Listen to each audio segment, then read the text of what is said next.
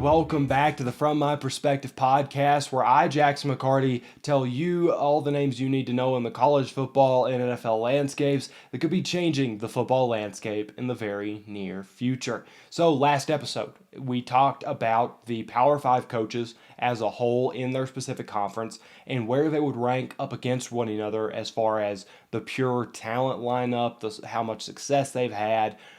Just all going head to head, in which conference actually held the most talented coaches and the ones that still have a lot more to prove or are kind of stuck in where they currently are. So if you haven't seen that one, feel free to track back. It's just one episode back from this one. Whenever it releases in the YouTube, you'll be able to find it, I'm sure. But today we continue that theme and that general vibe with going to the group of five plus the independents, since they're not technically a conference, but they do fall in college football. They do fall in D1 college football, so it's important that we make sure to feature them. And we'll get to talk about all of it's the AAC, CUSA, Sun Belt, Independence, MAC, and Mountain West. So 6 total conferences here to rank, or 6 total groupings of coaches here to rank, and we start at number 6. We'll work our way up to the best tier. Number 6 for me is the MAC. I know MACtion was a fun thing for the past couple seasons, but when you really boil it down, there's not just a ton to love. Jim McElwain and Jason Candle are doing well, and then Tim Lester is there, and he's fine. But I think those were the only 3 coaches that were above 500 in their tenures while in the MAC, which in and of itself is very alarming. Whenever somebody has to be winning games, and it's not like these 3 schools are just dominating historically. Like it's just a strange situation right now, and I think a lot of that is because of where the MAC has put itself. When you look at it, a lot of these conferences we'll talk about, I think you can make a direct leap from this ranking to the ranking of yesterday with the Power 5. And, maybe from the Mountain West to the ACC or the AAC to the SEC or, what have you. But here, the MAC more so feels like you're making the jump from the MAC to still a team that ranks a little bit higher within this ranking, and then you try to jump to the Power 5. It doesn't really feel, to me at least, like they have set themselves up as a launching pad for coaches to move on to the next spot, because I think if you do succeed in the MAC and you do go on to win, there's so much question that could be asked, or there's so many questions that could be asked around the conference as a whole and what you're really having to go up against, that I think it's kind of a prove it before you prove it deal. And they've just worked themselves into that situation right now. Maybe it'll change a little bit when the AAC gets that talent leaving, or however things start to shift up, maybe they start to trend upwards. But as of right now, they are my lowest coach, and they come in, or coaching ranking, and they come in at number 6. Number 5 wasn't too much farther ahead of them. I can't pretend to love Conference USA football, but I do think it is slightly better than the MAC, especially from the coaching aspect. And one of those reasons is, when you look at it, 4 of their current 11 coaches in the Conference USA have above 500 records at their current schools, so they're above 500 in the Conference USA. 2 of those coaches are over 600, being Jeff Traylor at UTESA through 26 and Bill Clark at UAB through 75. So Bill Clark, his seems a little bit more stable, but I do think Traylor has he's in the 70s. I'm pretty sure he's over 700 as far as his win percentage. It's those 2 are kind of the staples, but you do have maybe some maneuverability. Like, for example, Willie Taggart is currently below 500 by 1 game at FAU through 2 years, and you would think, just due to the name and where he has been the head coach previously, he would be the guy to take over the Conference USA, similar to what Lane Kiffin did in the Conference USA, but we haven't seen that yet, and with FAU, Lane Kiffin did, but we haven't seen it yet, and we'll have to keep waiting on it to see if it emerges. You can't make a call yet on Sonny Crumble, who's Louisiana head coach now, or Florida International's Mac McIntyre. due to the fact that they have not coached yet. But McIntyre is 46-64 in his time at San Jose State and Colorado. So it is a step down in competition relative to where I have these ranked. You can see that. But he isn't the most stellar coach in the Mountain West or in the Big Ten. So why should I have too much faith in him? I don't really right now, especially not at FIU. I think that's kind of a hard place to win. But as a whole, those two I can't really say anything about yet. They're not helping or hurting the talent level of the coaches in this conference just because they haven't shown what they can do in the conference. And then the only other person I can really even think to mention is Tyson Helton.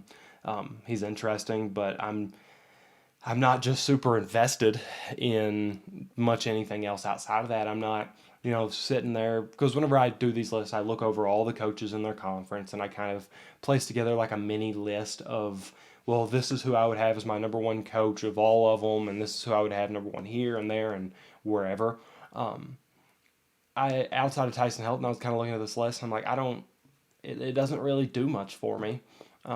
And there will be some maneuverability here, as there always is. The Conference USA is in a slightly better position than the MAC is, in my opinion, as to where you could probably get somebody to, like, with the current state of the ACC, maybe. Like, if you take a smaller program in the ACC and you get somebody who is just tearing it up in the Conference USA, I bet you could probably find a landing spot for it.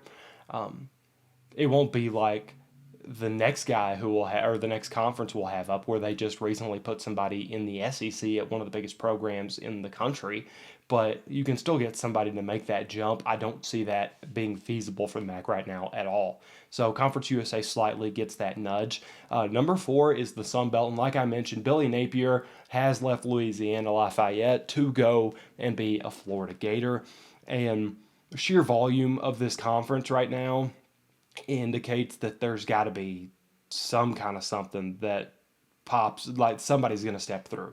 You've already got Jamie Chadwell, who I've said it half a dozen times on this podcast already, and we're only through 12 episodes.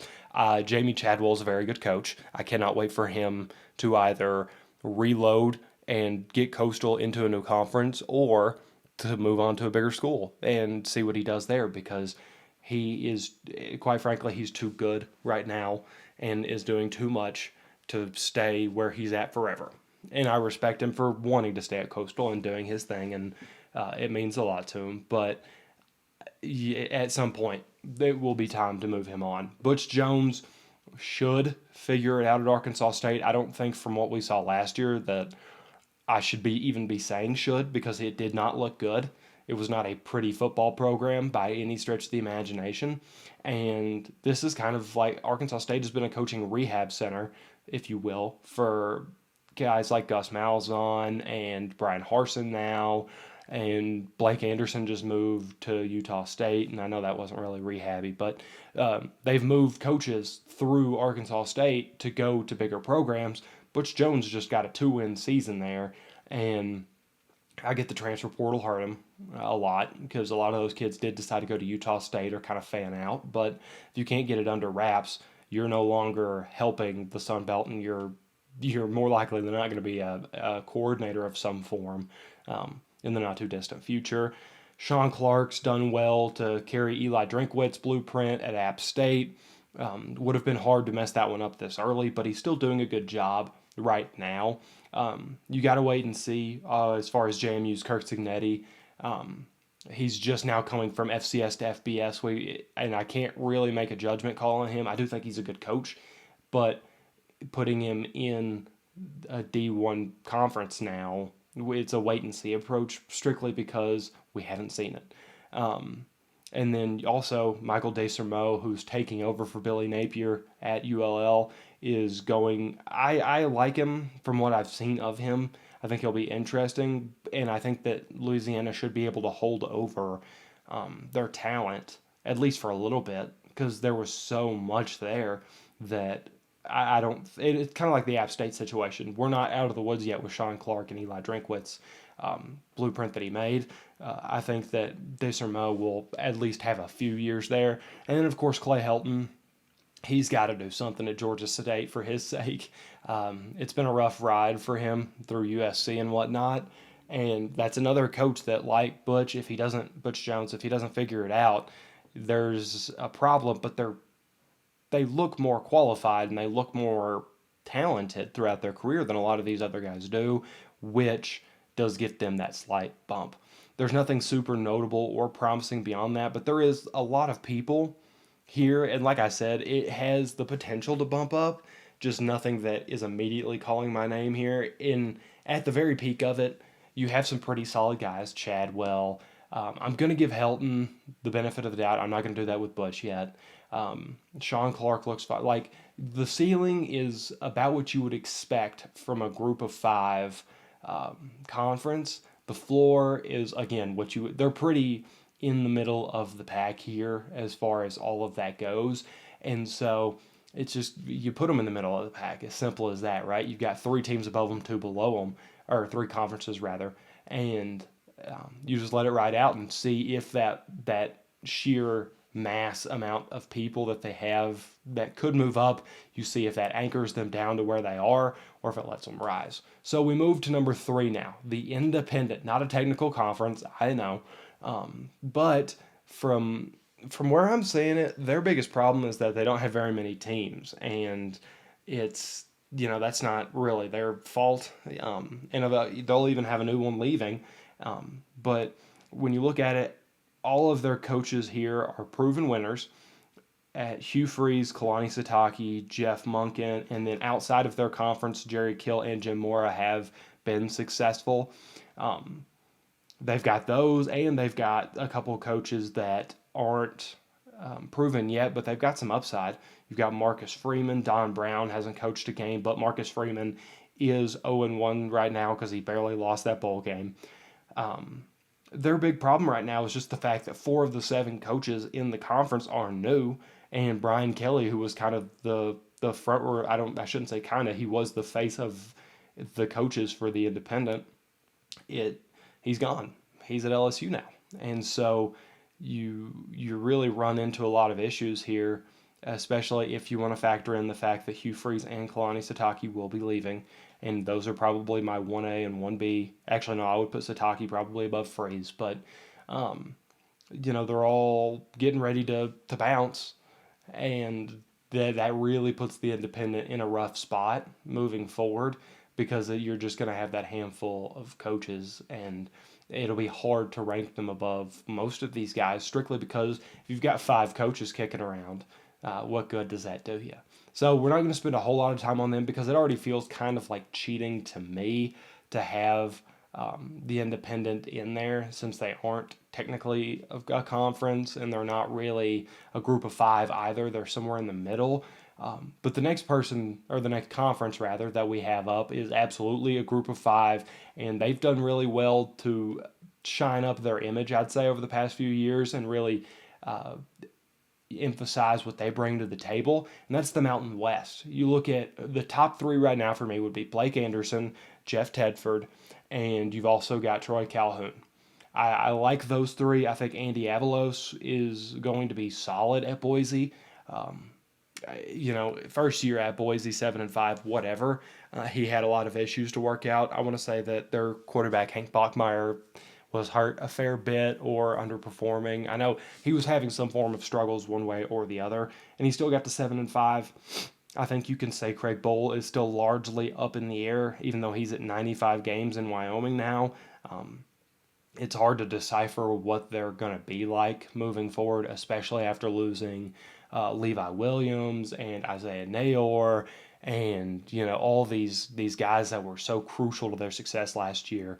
And could have been crucial to their success this year, especially in the case of Levi Williams, because he came on late at Wyoming. But it's going to be hard to figure out what Wyoming is, and Craig Bohl's got a tough job ahead of him. Jay Norvell looks okay enough as a signing for Colorado State. I like the top three is really what sells it for me, because Blake Anderson had no right to come in and do what he did last year at Utah State. He didn't. He came in and he got on top of everything. Jeff Tedford, Fresno State has looked really good just as a whole under his reign. And Troy Calhoun at Air Force, they've been a pretty solid program with him as well. The rest I would call questionable and to an extent lacking some promise. I'm not completely out on them, but it is a sharp distinction right now from where we currently sit from the very top of the conference and the very bottom. It's rough, and I do think that soon enough the Mountain West will continue to build up what they are right now, and we'll see that kind of take a step up. I think that they could feasibly become the best group of five when everybody leaves the AAC, and they could kind of start to assume the position of being, who would place like UCF, Cincinnati, and Houston all on the AP Top 25 one year. I think they could do that with the Boise, Fresno, and Colorado State if Norvell comes along, or what have you.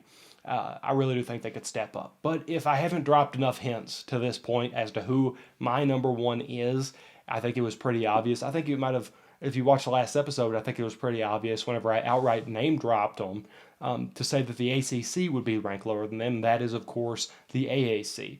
They are carried by, for lack of a better expression here, they're carried by a bunch of dead men walking because they're not going to be AAC coaches for much longer. Luke Fickell, Dana Holgorsen, Gus Malzahn. It is those three guys who define the conference right now. Among their top, they're pretty close to the top. I would definitely have Fickell in my top 10 probably, and then Holgorsen and Malzahn I can guarantee top 50, but that in and of itself for a group of five conference is really good.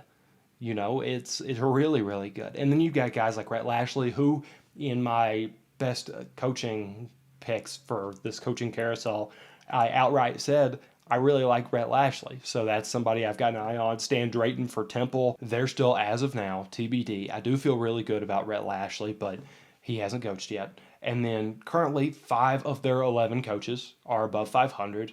2 of the remaining coaches are 0-0.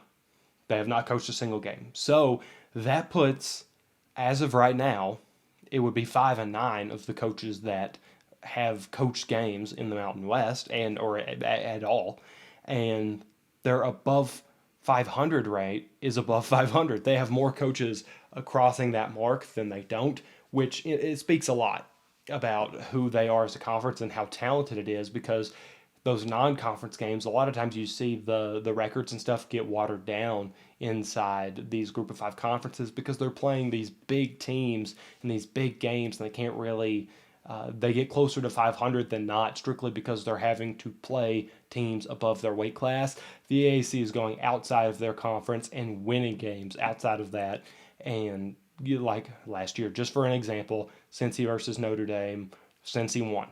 And that speaks volumes to the kind of talent the AAC has right now, because they went and knocked off a